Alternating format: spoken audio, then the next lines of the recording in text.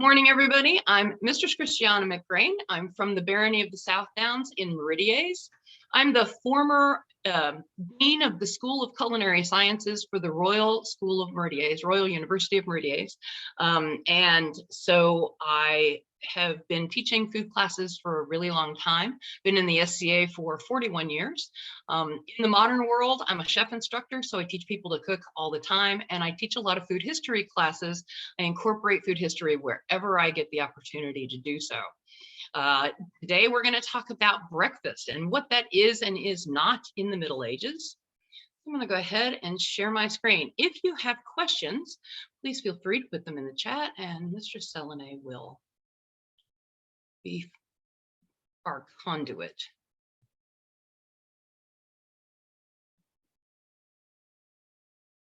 Thank you, thank you.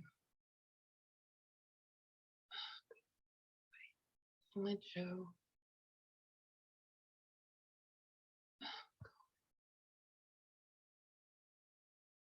From the beginning, there we go. Here we are. So the short answer to what is it that we ate for breakfast in the Middle Ages was leftovers, basically. And back that up, what we really have to think about is the rhythm of the day in the Middle Ages. You lived by the rhythm of your fire. So it didn't make sense to get up first thing in the morning and cook a lot of food, because you would have to get up, stoke your fire, get to the point where you had coals, and then you could begin cooking. And the medieval day didn't really run that way. You would stoke your fire, you would get it all up to heat, you'd make your coals, you would start cooking, and then you would eat your main meal of the day, which was in the middle of the day. And then there would be a second meal later on at towards the end of the daylight hours, and that would be it. So breakfast as we know it wasn't really a meal. But if you look at the word breakfast, what you're talking about is, when is it that you break your fast? And if the first meal that you eat is your main meal, then that's breakfast. But it's also considered dinner in the Middle Ages. Here in the South, we still have the Sunday dinner and then later supper tradition. I think that's in a lot of places too, where that big main meal at between noon and 3 o'clock in the afternoon is when your main meal is, and then later on you might have a little bite. The ideal number of meals was considered to be 2, and in the 6th century, his rule for monks, Saint Benedict stressed the point that said, at all times they must so manage the hour of the meal that it is in daylight. And if you've ever cooked at an outdoor cooking event, and if you're there for a while, you really do begin to get into the rhythm of the days, and you know that it is a lot more difficult to manage the kitchen, to wash the dishes, to deal with food after the sun's gone down. So you do really get into that rhythm of the day where all of your meal time happens in the daylight hours, and then you're done with the kitchen after dark. Now we have lanterns and stuff that we can light, but still, once you start running a big kitchen like that, it just becomes so much more difficult after dark, and certainly true if you're living in buildings that have no light. Since the main meal of the day was taken in the middle of the day, having a light breakfast would make sense. In French, breakfast is le petit déjeuner, which is the small lunch, the little lunch, déjeuner being lunch. So you get that same idea, that it's just a bite. It's not a main thing. The concept of the 3 meals a day is much later, and not something that is found in our time period.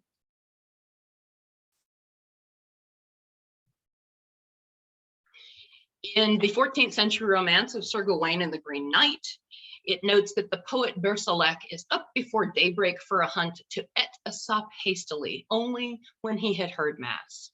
So let me just back up a minute and say that this class is full of gross generalizations. I really do want to focus on the way the day flowed and the kinds of breakfasts that people would eat, as opposed to individual ingredients. Depending on the area that you're studying, obviously your ingredients are going to be different. The leftovers that you had from the previous night's meal are going to change if you're in Norse country or if you're in Italian Renaissance, or wherever you are, the foods are going to be different.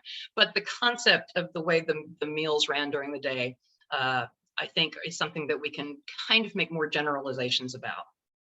And in this one, we're talking about he would not have eaten before he had heard Mass. Well, that's good if you were a Christian. Of course, if you're studying a Judaic persona or Middle Eastern persona, your day would have flowed differently depending on those religious cycles, although the religious cycles probably would have had a big influence on the way that your day ran. But you would not have eaten before you had done this religious observance. And then it was just a sop. And a sop is just a piece of bread that you would dunk in maybe broth, maybe wine, maybe a little milk. And that's it. Just a hunk of bread and something to dunk it in.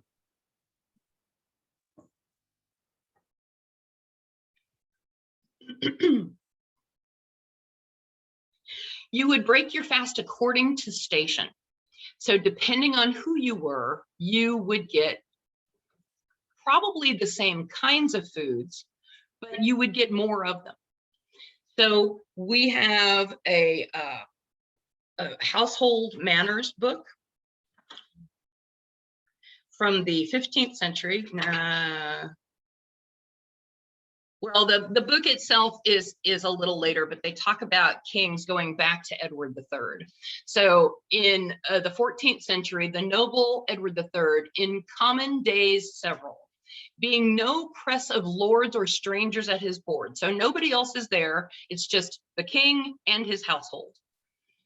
He was served with 8 dishes diverse, and his lords in hall and chamber with 5, his gentlemen in court with 3 dishes, besides porridge, and grooms and others with 2 dishes diverse.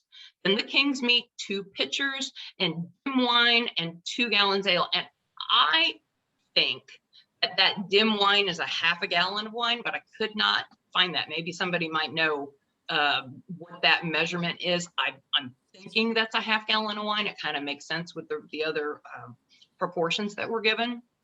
So we can see that it doesn't really say what he's being served. It just says how many dishes he has available to him. Now, that doesn't mean that he's going to eat all of that. It's just he has a sideboard that he has the ability to choose from which of these dishes that he wants. And he has a large variety as the king. And his lords have a smaller variety with 5 dishes, the gentlemen with 3, and so on, each down the way.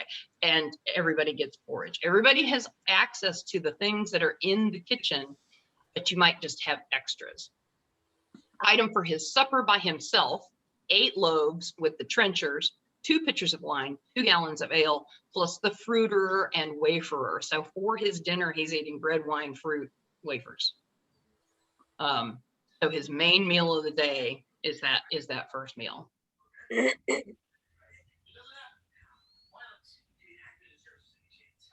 In the 15th century, Edward IV was served, king for his breakfast, 2 loaves made into 4 manchets, 2 pain de main, 1 mess of kitchen gross, and a dim gallon of ale. So again, we've got this dim measurement, which I believe is a half gallon of ale. So we've got the manchet, which is a basic medieval staple round loaf. We've got our medieval bakers here making lots and lots of them. They appear in all kinds of menus. Oh, of course. The picture down to the lower right is some ewers and pitchers from Hampton Court Palace. So that's 1500s. It's a little later than this, but this is part of the kitchen where they've got a big area of all of the pitchers and vessels and things that they serve all of the liquids in. So I thought that would be a really interesting thing to look at.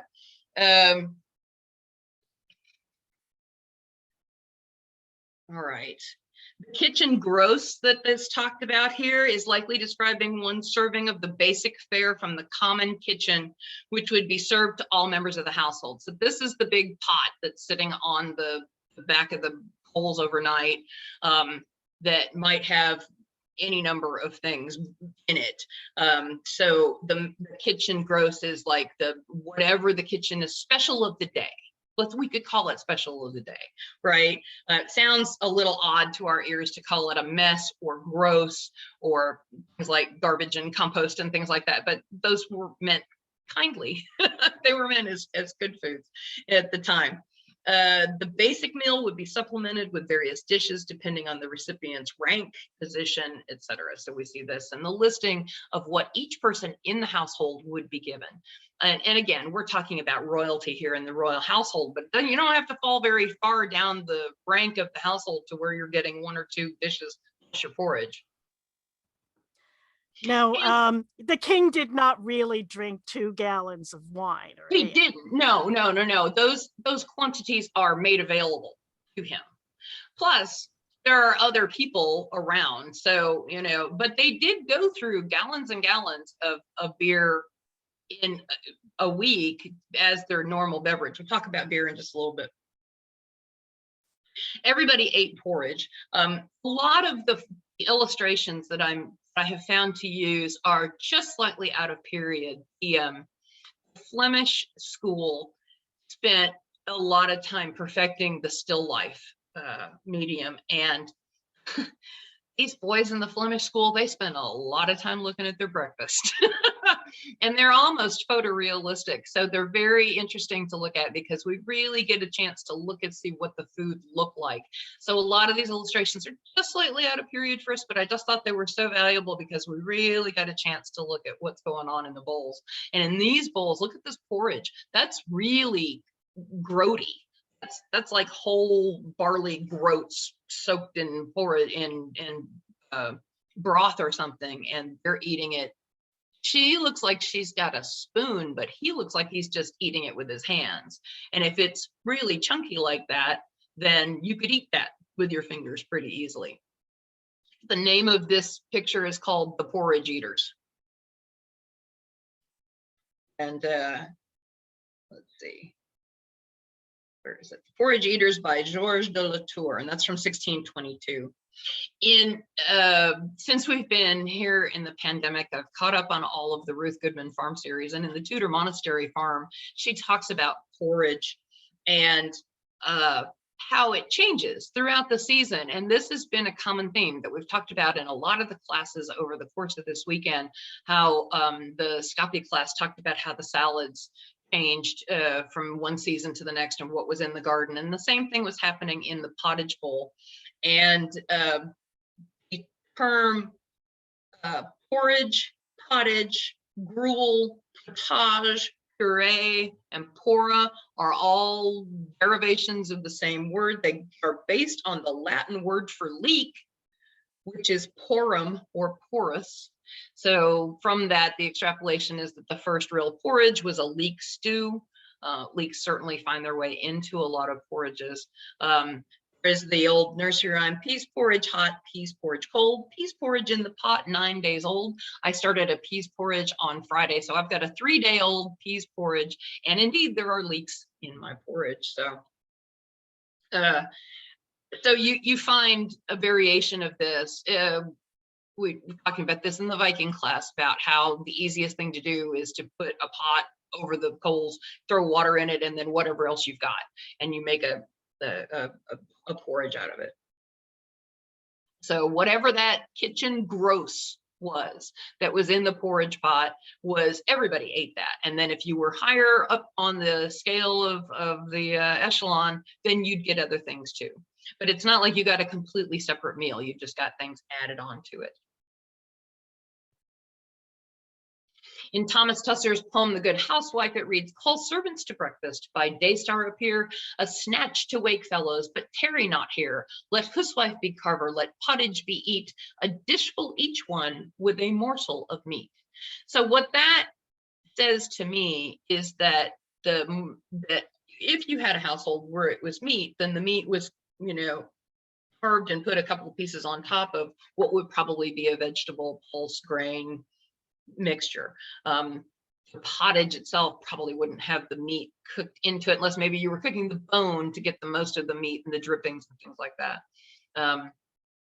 And I cannot track this picture back to its origin. It has been used so many times. If anybody knows what this picture came from originally, I'd love to have that, because it's a never-ending rabbit hole of Pinterest entries when you try to do an image search on it. So I know I've seen it in its original format, but I couldn't find it to get a good attribution to it. Before we move on, anybody have any questions about porridge or about the things that we've talked about up till now? From the sidebar, the question is the porridge eaten with bread? I don't know why they would, but that's the question. It might be an either or. You might have bread or you might have porridge. I mean, again, back to my original statement, you ate leftovers. So maybe you had a little porridge. My peas porridge cold, when we get to the second, I'm going to show you some foods that I've made. It's chargant, it's standing, it's quite firm. So I could take a spoonful of that and smear it on a piece of bread and walk out the door with it and have both. So thank you. Could be either. Good question. Anybody else? Okay. All right. So breakfast on fish days. The Northumberland Household Book contains the household records of an English noble establishment from 1512. It details what various members of the household were given for breakfast on fish and flesh days.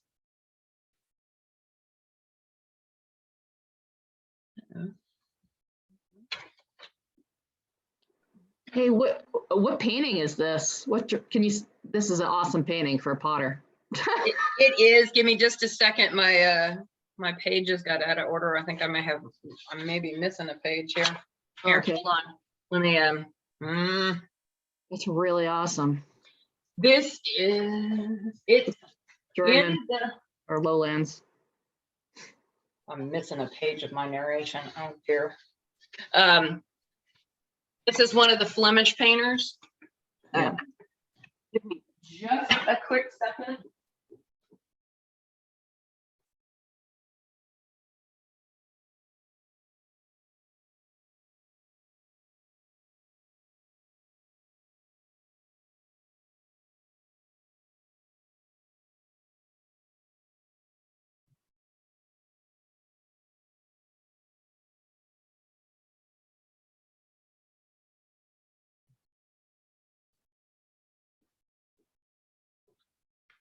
Sorry about that. My printer's sitting out on the floor. Oh, well, we couldn't get through the whole thing without any technical difficulties, right? Okay.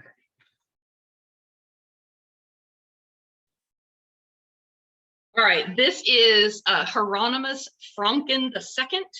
This is a still life from 1599.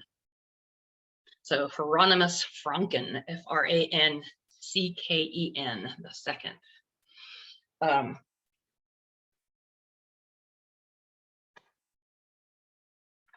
Okay, so breakfasts in Lent. My lord and my lady, a loaf of bread in trenchers, 2 manchets, a quart of beer, a quart of wine, 2 pieces of saltfish, 6 baconed herrings, 4 white herrings, or a dish of sprats. My Lord Percy and Master Thomas Percy, half a loaf of household bread, a manchet, a pottle of beer, a dish of butter, a piece of saltfish, a dish of sprats or white herring. And my Lord Clerks, a loaf of bread, a pottle of beer, 2 pieces of saltfish. So Lord and his lady gets all of the extra stuff. The kids get a little bit smaller, but still some extra stuff. And the Lord's Clerks just gets saltfish, beer, and bread. In his Dietary of Health from 1542, Andrew Board talks of bean butter, which was used in Lent in place of real butter. So kind of like the peas porridge we were talking about, using a spread of beans in place of butter during Lent.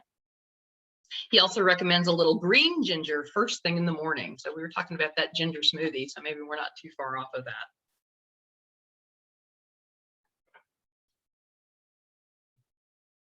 All right, so breakfast on flesh days. My lord and my lady, a loaf of bread in trenchers, 2 manchets, a quart of beer, a quart of wine, half a chine of mutton or a chine of boiled beef, My Lord Percy and Master Thomas Percy, half a loaf of household bread, a manchet, a pottle of beer, a chicken or 3 boiled mutton bones, and my Lord's clerks, a loaf of bread, a puddle of beer, and a piece of boiled beef. So their diet changes very little from fast days to flesh days, in that they get salt fish and bread and beer on the Lent, and then switch out the fish for a piece of boiled beef. This is illustration is by Jacob von Holzdonk, Hulstonck, and it is called Breakfast with a Piece of Fish, Ham, and Cherries, and it was painted in 1614. So this is a pretty big breakfast, but even with all of that meat on there, I don't believe any of that's cooked for breakfast. I think that's all things that have been cooked the night before, the day before. That ham has been carved on for a little bit. The fish was probably smoked. Those boiled joints were probably boiled the night before. All of that's probably cold. And it indeed may be midday meal, but it's their breakfast meal because there's only the two, right? I do love the details on the plate of cherries. We can really kind of get a good look at what cherries were looking like, at least in the North Country or the Low Countries, and around the turn of the 17th century. They were starting to do some plant modification at this point in time, but I still think we can get a pretty good idea of what some of the varieties look like when we look at these at these botanical, very photographic, realistic botanical paintings. Now, some of the guys are better at it than others, but here you see your manchet, that little round loaf of bread that's ubiquitous. I thought it was really amusing when I started looking at a bunch of these Dutch paintings that a lot of the tableware appears over and over and over again in their still lifes. And you really get the idea that, yeah, this guy is sitting in his little studio and he's looking at his breakfast and he's painting it. This is not just some set where they put together a painting still life. He's like, this is what I had for breakfast today. And they're little snapshots of life. So I just thought these were great. Okay. Bread and butter is also talked of. Thomas Coogan in 1584 says, a good breakfast for the countryman, although fine white manchet bread, the most expensive form of bread, is usually that recommended for more gently bred stomachs. And the photo here, the illustration here, is an actual bog find, that is bog butter, which was a thing all over Ireland. In a peat bog, you can sink things in the peat bog. It's an aerobic environment and things will be preserved forever. We found some really well-preserved bodies because of that environment. And so this is a 15th century vessel or 16th century vessel. There's a very, very similar wooden vessel to that in the Hampton Palace kitchens. And it's mounded up with, that's butter that has been sunk down into a peat bog in, 600 years ago, 500 years ago. And it's still, I mean, that looks butterish. I might scrape off the top, but I'd taste a piece underneath. So bread and butter is definitely a possibility. Now, not in Lent, because butter, as we learned during trivia last night, butter was one of the things that you would be buying indulgences for during Lent, but maybe bean butter, you might be using a spread of beans, instead of that. Hey, Audra asks, would laborers have eaten more first thing in the morning? I can't imagine people would be very productive doing manual labor after eating only a small breakfast. As a matter of fact, yes, and I'm going to talk about that very briefly in a minute. Yes, laborers, young, the old, and the infirm were accepted from the no breakfast thing. I'm going to talk about that and the attitudes about breakfast in just a minute. But yes, you're right on that laborers definitely would be expected to grab something a little more. Now, they're not going to sit down to a big hearty breakfast meal, but they would certainly, walk out the door with bread and something, cheese, to get them started in the day. So beer for breakfast, right? We've talked a lot about all of the gallons and gallons of ale and beer and wine that are available for breakfast. Queen Elizabeth's Tudor breakfast in Elizabethans at home, they say that her breakfast was manchet, ale, beer, wine, and a good pottage made of mutton or beef. Now, that doesn't mean she was drinking all three of those every morning, just that she had those options available to her. A fair amount of alcohol was drunk for breakfast, especially beer. The alcohol content of period beer was not as high, for one thing, as what we have today.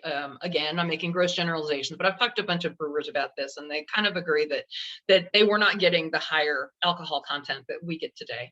And a lot of what they were serving, especially at breakfast, was small beer. And small beer is the second batch of beer that's brewed on the same wort. So you get a much, much lower alcohol content, very similar to what we've got today and what we call near beer or small beer. O'Doul's is a brand name example of that. One of those lasting rumors about medieval food that we continue to hear is that they only drank beer because all of the water was bad. Well, that's not true. All of the water wasn't bad. They wouldn't have all of the sacred springs and travelers' rests. You know, if they didn't know about drinking good water, they wouldn't point it out. Yes, there was bad water. Yes, they did have to boil water, and they did have to make things like this in certain places, but that doesn't mean everybody didn't drink water. If you had a good spring, you guarded that spring. And it became, you know, known. People would come to your spring to get good water. So they certainly did know about water, and they would drink that. Now, juice would be only something you would drink when you were harvesting. So apple juice would be something you'd have in the fall. If you were in the Mediterranean, you might have access to sour orange juice. You might drink that with a little, you know, I can see that as being one of the syrup variants where you might mix a little sour orange juice and some water and drink that. But for the most part, you were not sitting down with a glass of orange juice and drinking that for breakfast. Those juices were almost always turned into ciders or vinegars to be preserved. So they didn't hang around very long. So it's not something you would have had to be drinking for your morning meal. There's another manchet there, and the bottle there is a pottle. So when we hear that they had a pottle of this or that, that's the vessel that we're talking about. If we go back and look at the monk, he's filling a pottle of beer and having a bowl while he's filling it. So yeah, a pottle of beer and a manchet loaf of bread. That was a pretty standard meal right there.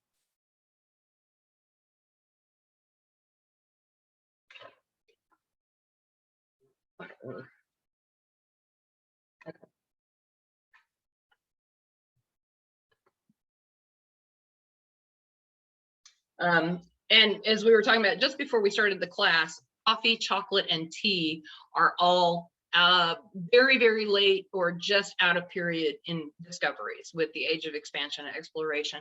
So those drinks are not within our time period. You can, if you're studying very, very late period Spanish, you can make a case for drinking cocoa.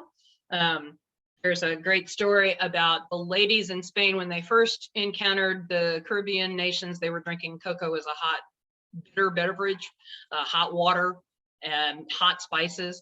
And the Spanish thought that was great, but it really needed some sugar, so they added some sugar to it. And then they took that drink back to Spain with them. And the ladies took their chocolate as a daily afternoon tonic. And at one point, ladies going to church in the afternoon had a string of maids coming in and bringing them hot chocolate during church. And the bishop was really irritated by all of the maids coming and going. So he banned food and drink in church. And so all of the ladies decided that they could attend mass at the nunnery. So they all stopped going to church hear mass, and they went to nunnery to hear mass so that they could have their chocolate while they were listening.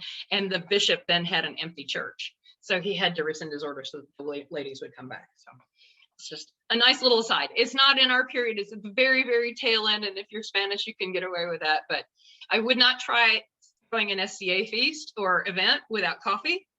Don't recommend it, not a good idea.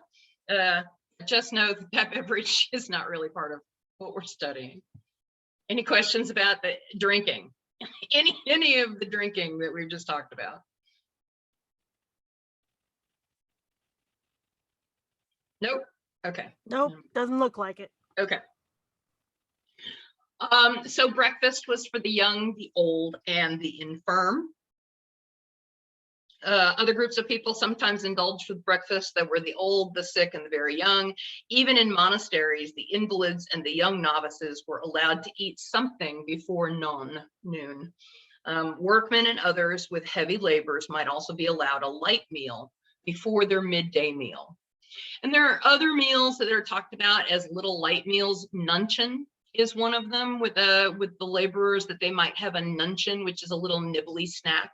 I love the term. We've actually had nuncheon meals where we did little sideboards of nibbles during the afternoon. So yeah, so they are one of those accepted categories.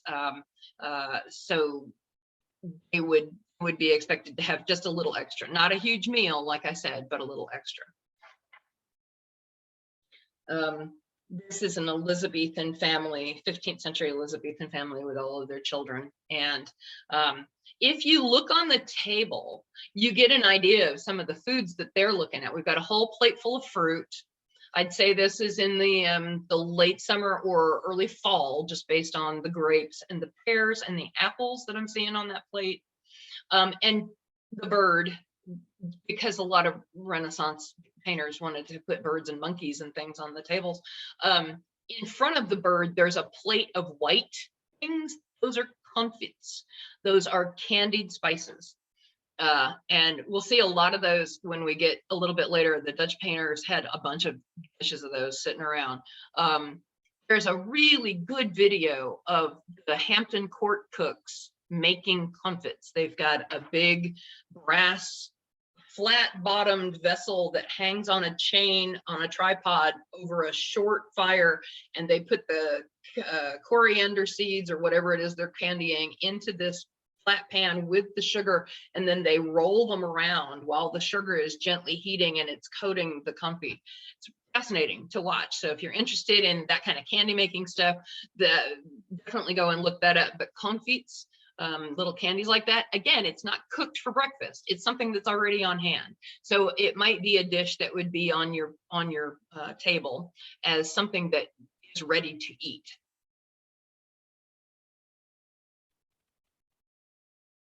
This is my man Schlegel. This is called Still Life with a Parrot. The painting is from 1630. But it's got such a wonderful variety of things. We start at the top with a melon, which looks very much like a cantaloupe. I don't know what color the flesh is on that melon, but you can really see that we're talking about some kind of, some sort of melon there. We've got, I'm not sure what that fruit is. Might be an apple, might be a pear. Pears look like apricots maybe, and the stand next to it, there's chestnuts in the little dish with the red bowl sitting on top of it. Then we've got a great big plate full of confits of various types. You can kind of imagine that maybe there's some nuts and maybe cinnamon bark and all sorts of things candied on that platter. Then there's a manchet right down below it.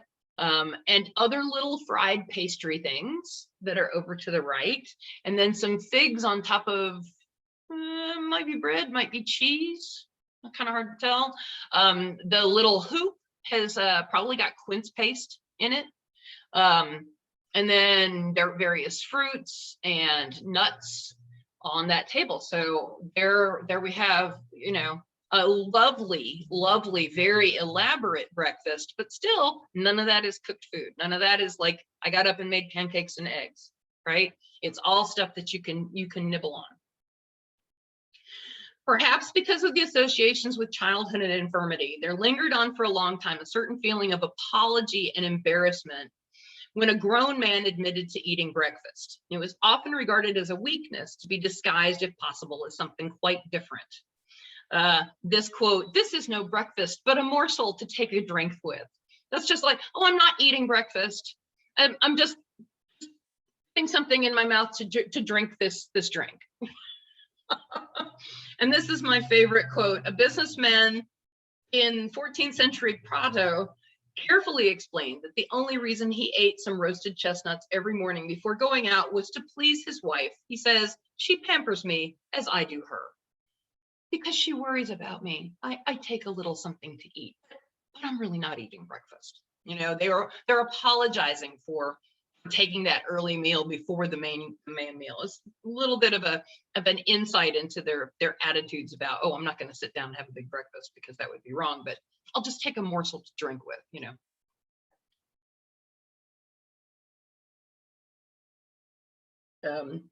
Okay. So this is Jorg Flegel again. This is from 1620, and this painting is called The Big Breakfast. Like I said, they spent a lot of time looking at their breakfast. But again, we can look at this and we see the manchet, apricots. Not entirely sure what the plate in the center is. It looks like fruit. It looks like it's got a stem on the top, but it kind of looks like it could be butter. And what is spread on the piece of bread on the plate next to the peeled piece of orange. So not entirely clear, but that could be butter. We've got some hazelnuts and some roasted chestnuts. You can see the chestnuts have X's on them and they burst a little bit, so those are roasted. And then grapes and an apple and a crayfish. Not sure. Flegel put a whole lot of interesting bugs and creatures. I mean, you can see the flies and the bees and stuff. He's got a staghorn beetle in a bunch of them. So not sure if the crayfish is breakfast or if it's a botanical inclusion, you know. Sometimes often you can't just look at one painting and take that for gospel because, you know, did the painter take the seams out because they didn't think they looked good or what? So just one piece of a lot of different information. But yeah, so and again, you start seeing in Flegel's work, you see this cup and this plate. They show up over and over again. So you can tell that this is just his studio. He's sitting and looking at his food. So it's real. It's not what the king is being served, which is those kind of slices into what everyday people's lives were doing are invaluable. So, okay, so here we're going to take a turn and we're going to talk about breakfast foods that we recognize as breakfast foods. So before we do that, I want to stop and ask if there's any questions about anything we've just covered.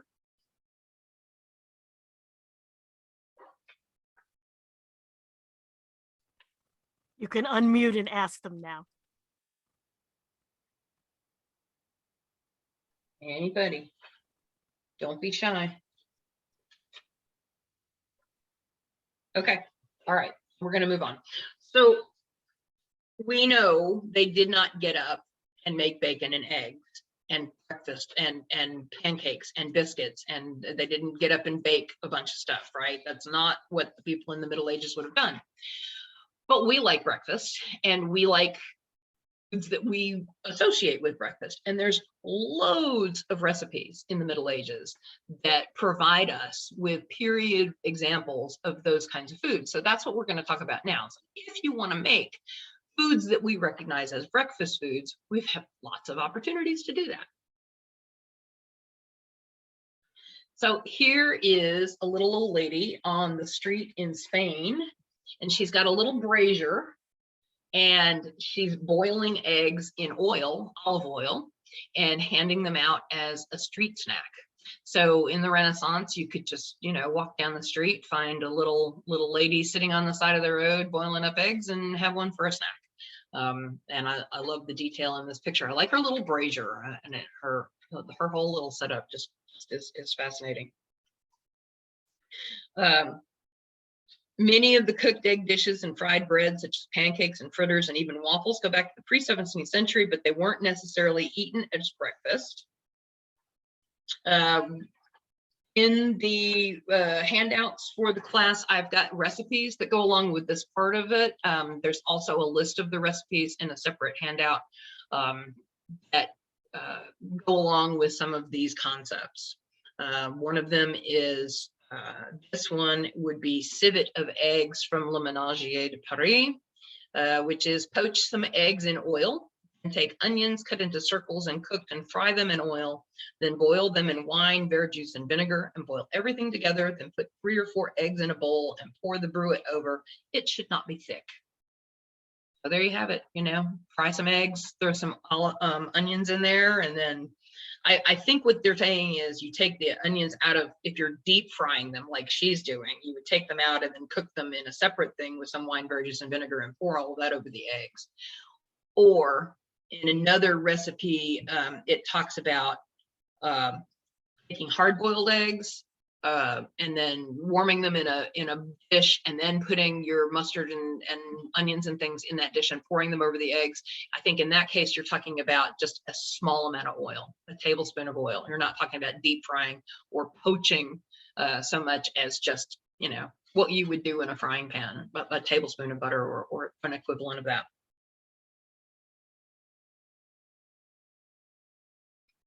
Here we have Joachim Boucleclair in the middle of the 16th century, and we have this lovely waffle making scene. If you look here, this is the waffle iron right here, right? It's got 2 long arms and then 2 paddle-shaped griddles, and she's got a container of butter and a nice ladle. And obviously that ladle is just the right size. It fits inside that container just right. She dips that in, pours across her griddle, and then she produces waffles over here, big long waffles. And these folks cannot wait to get their fresh waffles. So she's got a fire, everybody's fully dressed. This is not a morning scene, right? This is people eating waffles. I mean, I know I love breakfast probably best late at night. So, you know, doesn't surprise me that they would do that as well. There are recipes from a cookbook, which I'm not even going to try to pronounce the Dutch because I would just butcher it.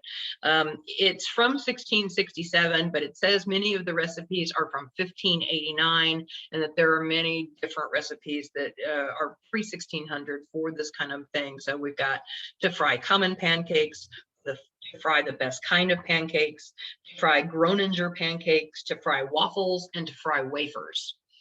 All of those things are regularly done. Here we have a pancake bakery in 1560, and I really like her little setup. See, she's got, that looks like it's a trammel hook.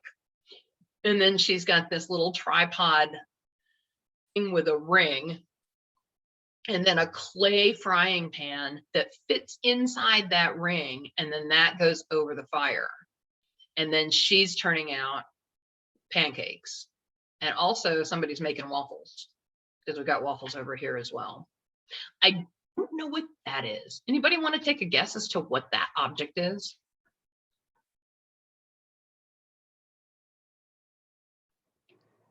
Which object do you have a question on? It's this object on the Oh. blue plate right here in the center. Yeah, it looks like half a squash or something. It does look like half a squash, like a But delicate why would it be squash. there? But it doesn't have Is the there right a condiment that looks like that? I'm not, Maybe I'm it's not- a bag Butter? sausage. Could it Ma- be a white Oh, it's a sausage? cheese. It's a cheese. Maybe it's a cheese or a It butter. could be Yeah. cheese or some sort of boiled pudding that's boiled in cloth. Those lines might be like the cloth fold lines. Yeah, I'd buy that. I'd buy that. Yeah. So I don't know. I'm not sure exactly. I would thinking totally buy cheese. 'Cause, you I'm know, thinking a cheese that's been hung and maybe even that we see. Yeah. That we're seeing those aged, and that's the cloth lines. rind we see with the lines. Could be a poached sausage and like a white meat sausage. There was some commentary I found that was saying that in Germany towards the 16th century, there's a specific sausage that's only eaten in the morning, and that people look at you funny if you eat it in the evening, and that it's a white sausage. So maybe that's, you know, this some form of a boiled white meat in a cloth bag. I don't know. So anyway, interesting. Just an aside, I was looking at this painting last night going, what is that thing? So I throw that out there for you guys to ponder over. All right, and then there's French toast. This photo is an entry I did in a Kingdom A&S. It was actually the entry I had up when they announced my laurel. And for a long time, people called me the French toast laurel. I'm not, I don't eat that much French toast. This was just one entry that I did, but this was a retrospective, not a survey of variations of this dish through the ages. And it shows up very early on as something to be used for lost bread. And that page. Then we see it being referred to as pan fondue or found bread. And then we see the terminology of French toast show up all the way in 1660 with Robert May.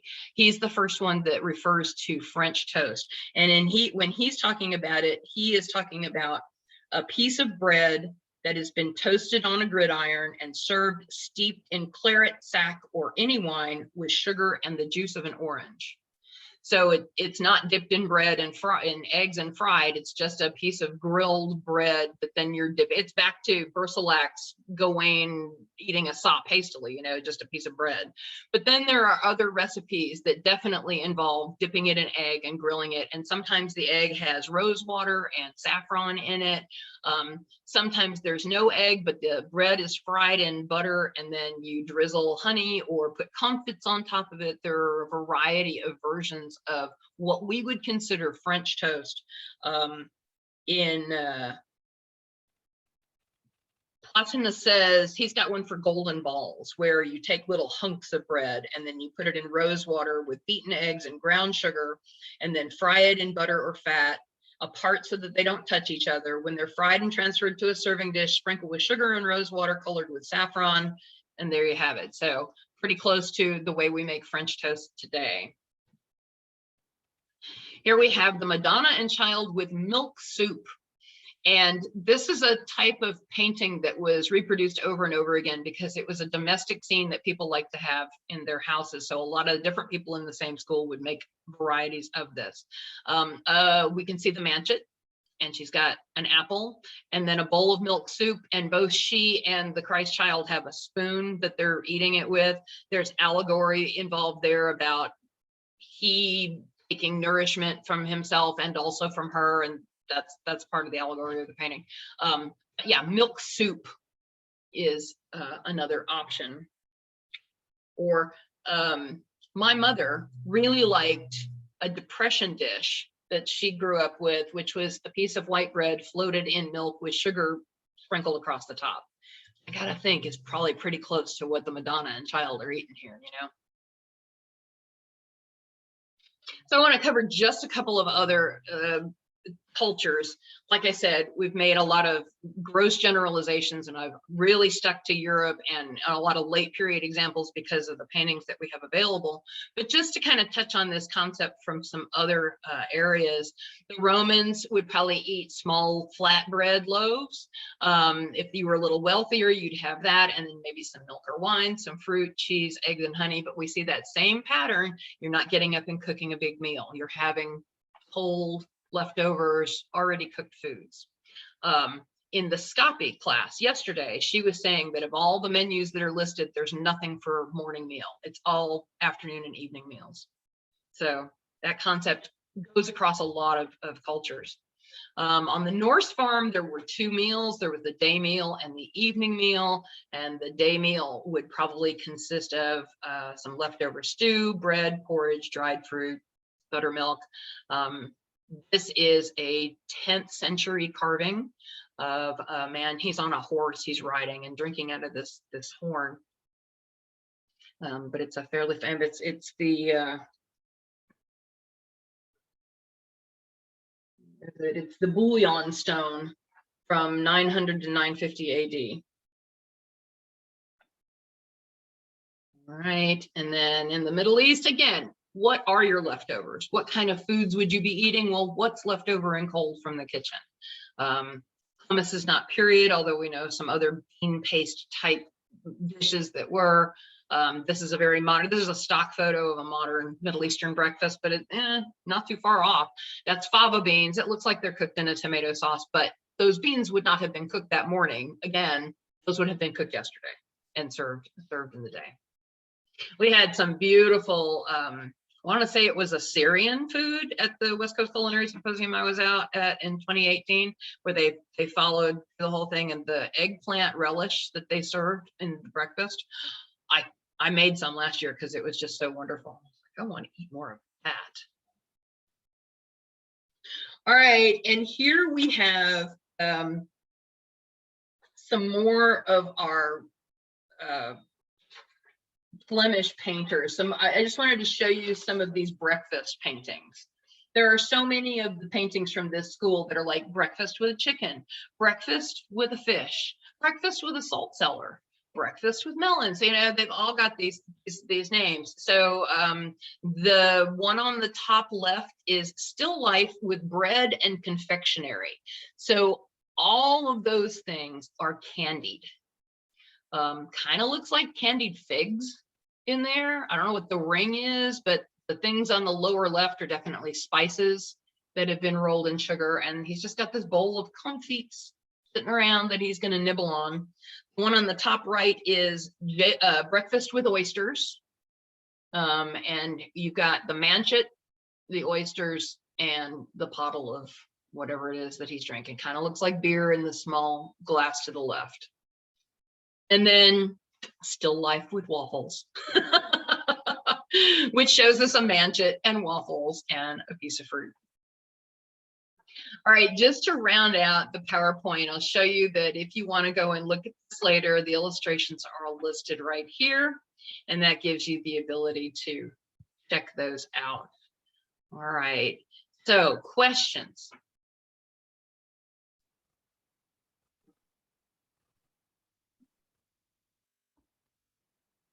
Thank you, you're all welcome. Graveyard stew. What is graveyard stew? Is It's that the milk and bread. Yeah. Oh, really? I never heard that terminology for it. My sisters hated it. They got it when I'm a decade later. I have two elder sisters that are 9 and 12 years older than I am, and my parents were younger when they had them. And so when my dad would go away on a business trip, my mom was not the cook, and she would serve dinner, and it would be the milk sop, basically, right? Yeah, My sisters talked really bad about that, about how awful that was and how they didn't like it. And I think she only served that to me like once. And I was like, well, okay, it's bread and sugar and milk. All right. But I didn't have to eat that as a meal. So I didn't have often they'd also serve that with an egg poached in the milk. And that would have been a little too much cooking for my mom. My father was the cook in the family. My mom was a competent cook, but she did the baked chicken and the meatloaf and, you know, the not very imaginative things. And she did it just because she had to, not because she loved to. So it was my father that was the happy cook in the house. Anybody else have any comments or questions here? I was curious about the milk soup. Mm-hmm.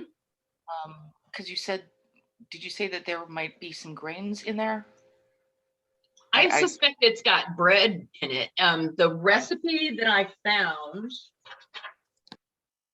go along with that is from Le Ménager, and it is thickened cow's milk. Now, I'm not saying that that's what's in this painting, but just to find an example. And it's take best quality milk, bring it to the boil, then remove it from the fire, then put through a sieve many egg yolks, their filaments removed, and then crush a knob of ginger and some saffron and add them and keep warm near the fire. Then take eggs poached in water or put 2 or 3 poached eggs each in a bowl and pour the milk over them. So that's one version. Like I said, I think the most likely is bread and milk, but that sure looked like a picture of baby's first food, weaning her little guy. Yeah. Well, and he's in the allegorical meaning of him nourishing himself at his own breast, or, you know. Everybody wants to add extra layers of meaning there. I've also heard of milk soup being something that is given to nursing mothers to kind of help build up their own milk supply. So there could be something with that going on there as well. Well, I mean, if you're not talking white bread, the manchet bread, if you're talking about something that's got actual grains in it, then that and milk is a pretty good, well-rounded diet. I mean, it doesn't have a lot of vegetables in it, but it has a lot of grain and fiber in it. So you can imagine that was a lot of people, the average person in the Middle Ages would be drinking beer and eating bread and having pottage, and that would be what they ate. Now, again, the pottage would change from time to time of whatever was available in the garden. So your pottage in the spring would look a lot different from your pottage in the wintertime. But just think about it. You don't have a four burner stove in the kitchen. You've got a fire and you've got pots, and you're probably not making a bunch of different pots. So porridge that had been sitting on the stove overnight is a one pot meal, you know. The hoop is a box. Preserves are sometimes stored in those boxes, so quince paste is a good guess. Yeah, that's why I reasoned that. Thank you. Candied fennel seeds are often available in Indian or Middle Eastern grocery stores. Yes, they are. And as you leave a Middle Eastern restaurant, they're in a little dish as you walk out because they're breath fresheners. Fennel is fascinating. You would eat fennel to help stave off hunger during fasting. So they would take fennel seeds with them to church and eat them to keep their stomachs from rumbling and give them something to chew on while they were fasting and during a church service. Cook at the stove with his trademark ladle, woodcut illustration from the Küchenmeistery, the first printed cookbook in German, woodcut 1485. Thank you. Awesome. I appreciate that because I was not coming up with that information last night. And I think that's. His ladle looked more like a slotted spoon. I saw dots on it, so it looked like a sieve to pull out things from the broth without taking a lot of liquid with it. Yeah, is dim equivalent to demi? That's my guess that dim is half demi, a half gallon. Just because of the other quantities that they list, 2 gallons of ale and a half a gallon of wine kind of makes sense as breakfast for breakfast. I know I don't want to eat more than 2.5 gallons of alcohol for breakfast. Again, they didn't do that. Okay, the other thing it's worth remembering is that the servants are going to end up eating the leftovers. So you need to have a certain amount of food left over, otherwise you're going to have very grumpy servants. That's true. So he would be presented with all of those selections, and then he would take whatever he was going to eat. And then, the lords of the house got all of their dishes and stuff. And then, the servants and there's also a very specific amount that you prepare to make sure you have alms for the poor. That you have things, even on fast days, you made sure that there was sufficient amount to put out at the back door because you didn't want to be seen to not being charitable even during fast days because it's important, especially if you were fasting. So you would definitely make sure that there was excess because there were people down the tier that were going to get served that later on. Kind of hard when we think about, oh no, something can't sit out at room temperature for that long. In the average medieval castle, the temperature was cooler too, so it wasn't something you had to worry about. All right, so we're going to take a short break. Selene, are we going to I'm going to stop recording, let you reset, okay, and you tell me when to start recording again. All right, so I'm going to take a quick visit to the little room and be right back. Stretch, refresh your drinks, get more ale, another puddle of wine. You got 2.5 gallons to get through, so get drinking. And we'll be right back.